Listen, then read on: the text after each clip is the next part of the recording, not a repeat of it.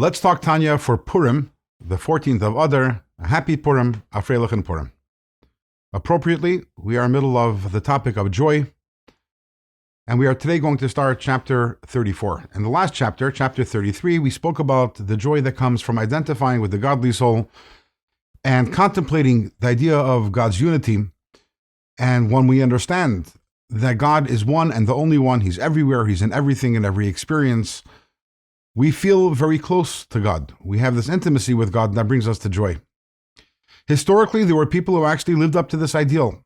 We're talking about great people such as the Conveys, the forefathers, Abraham, Yitzchak, Yaakov, Moshe Rabbeinu. These are people to whom Achdus Hashem was their reality. They lived it, they breathed it, they felt it, they experienced it. It caused in them a total lack of ego, because after all, there is no me. There's nothing other than Hashem. There's the unity of Hashem. Hashem is everything. And obviously, this closeness that they felt to God meant that they also experienced the tremendous joy of this closeness, this nearness to God. But how about the rest of us? Let's be honest. We can think from today till tomorrow about God's unity. We are not going to get to that place where we really live it and feel it, and it becomes our reality.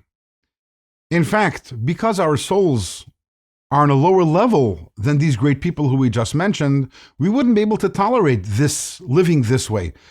Historically, there was one time when the truth of God's unity was revealed to us, revealed to the world, and we couldn't tolerate it. That was by the giving of the Torah, when God spoke to us and the truth of His unity was apparent to everyone, and our sages tell us that the result was that all the Jewish people who were present, their souls left their bodies. They couldn't take it.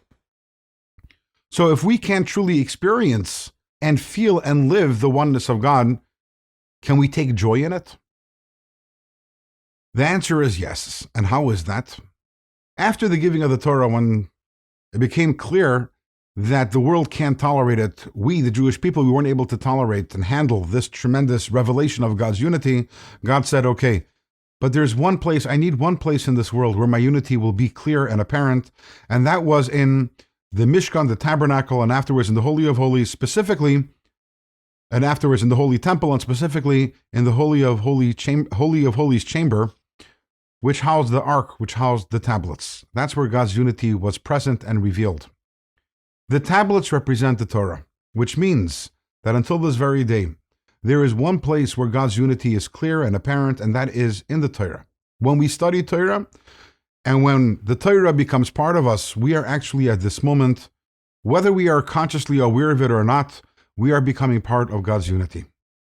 When we study Torah, we should stop for a moment and think about this, and realize, whether I get it or not, right now, my soul is right now being subsumed in God's unity. At this moment, God's unity is taking me over.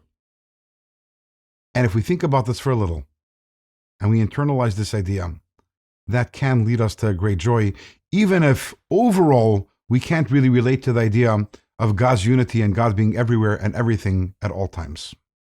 That is when we're studying Torah. But for most of us, we're not studying Torah a whole day. What about the rest of the day? That will be the discussion in tomorrow's Tanya.